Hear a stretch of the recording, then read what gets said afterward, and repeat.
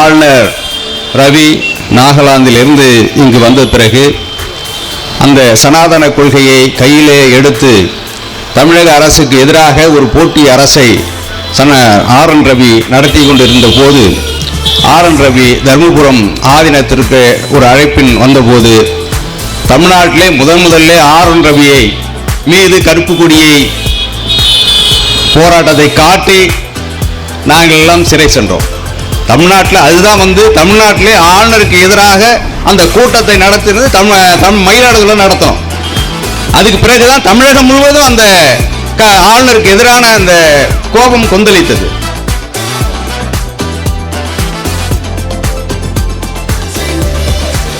மயிலாடுதுறையிலே பார்ப்பனர்கள் வட இந்தியா முழுக்க என்னதுன்னா ராம யாத்திரை பல்வேறு யாத்திரைகளை அவர்கள் செய்கிறார்கள். ஆர்எஸ்எஸ் காரர்கள் பிஜேபி காரர்கள் யாத்திரை நீங்க அத்வானினா அவருக்கு யாத்திரையில் பேர் போனவர் தான். அவர் பெரிய யாத்திரைலாம் அவர்லாம் நடத்திட்டு இருப்பார். தமிழ்நாட்டில் கோவையில் முதலாக ராம யாத்திரையை தொடங்கினார்கள். ராமர் படத்தை செருப்பால் மயிலாடுதுறை மண்ணில தான் அடித்தோம்.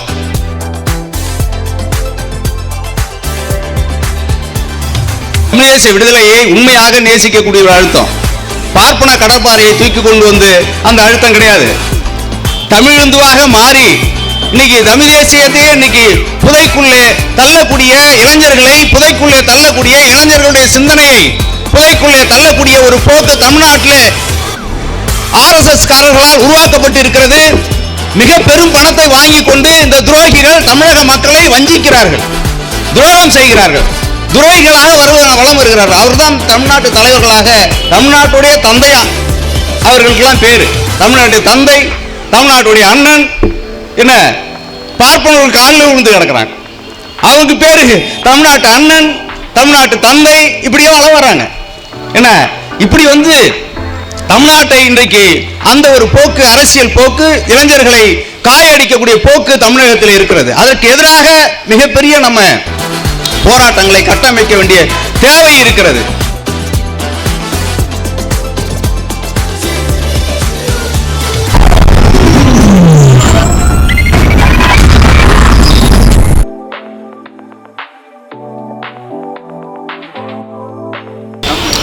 வணக்கமிகு தோழர்களே,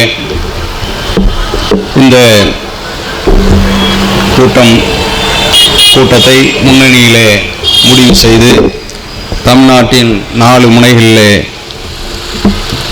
ஆளுநர்கள் தேவையில்லை என்கின்ற கூட்டத்தை நடத்த வேண்டும் என்று முன்னணியிலே வலியுறுத்திய காரணத்தினாலே முதலிலே தஞ்சையிலே நடத்திவிட வேண்டும் என்ற அந்த முடிவின் அடிப்படையில் இந்த கூட்டம் இன்றைக்கு நடைபெற்று கொண்டிருக்கிறது. இன்னும் 3 முனைகளில் சென்னையிலே வருகிற 20ஆம் தேதி சென்னையிலே நடைபெற இருக்கிறது. அதற்கு பிறகு மதுரையிலே நடைபெற இருக்கிறது, ஈரோட்டிலே நடைபெற இருக்கிறது. இப்படியெல்லாம் 4 முனையிலே தமிழகம் முழுவதும் ஆளுநர்கள் தேவையில்லை என்கின்ற இந்த கூட்டத்தை நடத்தி கடைசியாக இந்திய ஒன்றியத்தில் இருக்கக்கூடிய பல்தேசிய இனங்களில் இருக்கக்கூடிய தேசிய இனங்களுடன் எல்லாம் ஒருங்கிணைத்து இதற்கான டெல்லியில் மிகப்பெரிய போராட்டத்தை முன்னணி எடுத்து சொல்ல இருக்கிறது. அந்த அடிப்படையில் தான் இந்த கூட்டம் இங்கே துவங்கி இருக்கிறது. கட்டாயமாக ஆளுநர் ரவி நாகாலாந்திலிருந்து இங்கு வந்த பிறகு அந்த சனாதன கொள்கையை கையிலே எடுத்து தமிழக அரசுக்கு எதிராக ஒரு போட்டி அரசை ஆர்.என். ரவி நடத்தி கொண்டிருந்த போது ஆர்.என். ரவி தர்மபுரம் ஆதீனத்திற்கு ஒரு அழைப்பின் வந்தபோது தமிழ்நாட்டிலே முதல்ல ஆர்.என். ரவியை மீது கருப்பு கொடியை போராட்டத்தை காட்டி நாங்கள் எல்லாம் சிறை சென்றோம். தமிழ்நாட்டில் அதுதான் தமிழ்நாட்டிலே ஆளுநருக்கு எதிராக அந்த கூட்டத்தை நடத்தினது மயிலாடுதுறையில் நடத்தணும். அதுக்கு பிறகுதான் தமிழகம் முழுவதும் அந்த ஆளுநருக்கு எதிரான அந்த கோபம் கொந்தளித்தது. மயிலாடுதுறையை செய்தோம். அதே போல மயிலாடுதுறையிலே பார்ப்பனர்கள் வட இந்தியா முழுக்க என்னதுன்னா ராம யாத்திரை பல்வேறு யாத்திரைகளை அவர்கள் செய்கிறார்கள். ஆர்எஸ்எஸ் காரர்கள் பிஜேபி காரர்கள் யாத்திரை நீங்க அத்வானினா அவருக்கு யாத்திரையில் பேர் போனவர் தான். அவர் பெரிய யாத்திரைலாம் அவர்லாம் நடத்திட்டு இருப்பார். தமிழ்நாட்டில் கோவையில் முதலாக ராம யாத்திரையை தொடங்கினார்கள். ராமர் படத்தை செருப்பால் மயிலாடுதுறை மண்ணில தான் அடித்தோம். செருப்பால் அடித்து அதுக்கான வழக்கு எங்கள் மீது இருக்கிறது. அதுக்கு பிறகு அந்த யாத்திரையை நடத்தல. அதுக்கு பிறகு பல்வேறு போராட்டங்கள் அது நின்றுச்சு. அதுக்கு பிறகு யாத்திரை இது பண்ணாங்க. அவன் மறுபடியும் இப்போ யாத்திரை பண்ணாங்க. ஏன்னா அப்போ வலுவானது பிறகு கூட்டணி வலுவா இருந்தது, மத்தியில் ஆட்சிக்கு வந்த பிறகு உடனே பார்த்தீங்கன்னா யாத்திரை நடத்தினாங்க. அது மயிலாடுதுறையிலிருந்து சில வேலைகளை நாங்கள் தொடங்குவோம். அதே மாதிரி சாரங்கவாணி தமிழுக்காக அங்குதான் மயிலாடுதுறை தான் உயிரை மாய்த்து கொண்டார். என்ன இப்படியெல்லாம் பல்வேறு மயிலாடுதுறையில் தான் பல்வேறு களங்கள் நடந்திருக்கிறது, தொடங்கி இருக்கிறோம், அது வெற்றி பெற்றிருக்கிறது. அந்த அடிப்படையிலே மயிலாடுதுறையிலிருந்து அந்த தொடங்கிய ஆளுநர் எதிர்ப்பு இன்றைக்கு தஞ்சையிலே இன்றைக்கு முழக்கம் விடுகிறது. தஞ்சையிலே முழக்கம் விடுகிற ஆளுநர் எதிர்ப்பு டெல்லியிலே முழக்கமிட இருக்கிறது. ஆளுநர்கள் இந்திய ஒன்றியத்திலிருந்து ஒழிக்கப்பட இருக்கிறார்கள் என்பதை முன்னணியின் சார்பிலே நாங்கள் இங்கே பதிவு பண்ணுகிறோம். அதே மாதிரி இன்னைக்கு தமிழக அரசு மாநில சுயாட்சி என்பதை கொஞ்ச நாள் மறந்து போயிட்டாங்க. ஒரு நீண்ட நாள் மாநில சுயாட்சி இல்லாத இதாச்சு. ஆனால் எங்களுடைய அழுத்தம், சின்ன சின்ன அமைப்புகளுடைய அழுத்தம், முன்னணி போன்ற அமைப்புகளுடைய அழுத்தம், தமிழ் தேசிய விடுதலையை உண்மையாக நேசிக்கக்கூடிய ஒரு அழுத்தம். பார்ப்பன கடற்பாறையை தூக்கி கொண்டு அந்த அழுத்தம் கிடையாது. தமிழிந்துவாக மாறி இன்னைக்கு தமிழ் தேசியத்தையே இன்னைக்கு புதைக்குள்ளே தள்ளக்கூடிய இளைஞர்களை, புதைக்குள்ளே தள்ளக்கூடிய இளைஞர்களுடைய சிந்தனையை புதைக்குள்ளே தள்ளக்கூடிய ஒரு போக்கு தமிழ்நாட்டில் RSS காரர்களால் உருவாக்கப்பட்டு இருக்கிறது.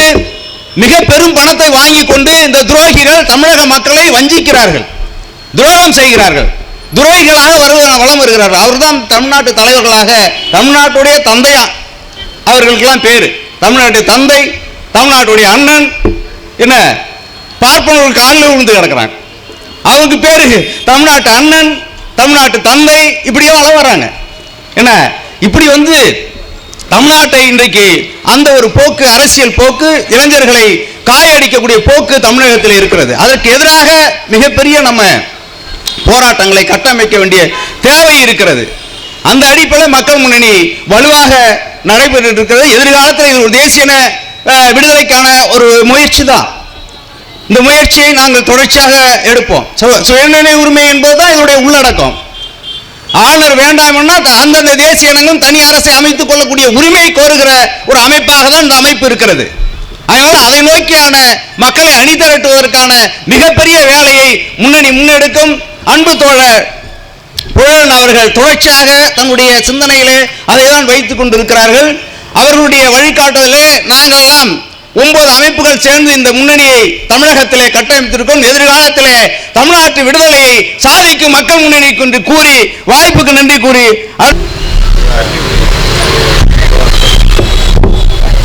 அன்பு தோழர்களே, நான் பேசுகிற போது அந்த மாநில சுயாட்சியை கைவிட்ட திமுக என்று பேசினேன். ஆனால் மீண்டும் ஸ்டாலின் அவர்களுடைய ஆட்சியிலே மாநில சுயாட்சி தீர்மானத்தை சட்டசபையிலே கொண்டு வந்திருக்கிறார்கள். அதற்கு நம்முடைய பாராட்டுகளை இந்த தருணத்திலே தெரிவித்துக் கொள்கிறோம்.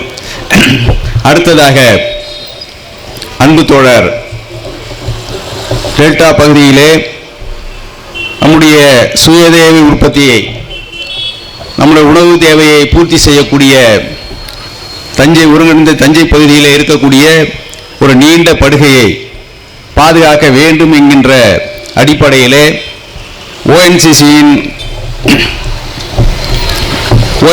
என்கின்ற நிறுவனம் அது இந்திய துணையோடு படுகையில் இருக்கக்கூடிய எண்ணெய் வளத்தை கொள்ளையடிப்பது மட்டுமல்ல, அது வெளிநாட்டு முதலாளிகளுக்கு அதை காட்டி கொடுக்கிறது. இந்திய பொதுத்துறை நிறுவனம் என்கின்ற பேரிலே வெளிநாட்டு அமெரிக்கா போன்ற நிறுவனம் அவன் அதுக்கு தான் துடிக்கிறான். இன்னைக்கு அவன் துடிக்கிறது என்னன்னா, ட்ரம்ப் துடிக்கிறதே இங்கு உள்ள படுகையில் இருக்கக்கூடிய எண்ணெய் வளங்களை, கருப்பு தங்கம் என்கின்ற நிலக்கரியை எடுக்க வேண்டும் என்பதுதான். அதனால தான் நான் விவசாய பொருட்களை, உற்பத்தி பொருட்களை, விவசாயத்தை பொருட்களை நான் உணவுப் பொருட்களை நான் இறக்குறேன்னு சொல்கிறேன். இப்போ சொல்லிட்டு இருக்கான். அது என்ன காரணம் அப்படின்னா, அது பரகூர் வரை இங்கிருந்து புதுக்கோட்டை வரை விரவி இருக்கிறது மிகப்பெரிய படுகை, மிகப்பெரிய சமவெளி பிரதேசம். அதிலே இன்னைக்கு நம்ம தமிழ்நாட்டுடைய உணவு தேவையை 80 விழுக்காடு இந்த விவசாய பகுதியை தான் தீர்மானித்துக் கொண்டிருக்கிறது. அதை இன்றைக்கு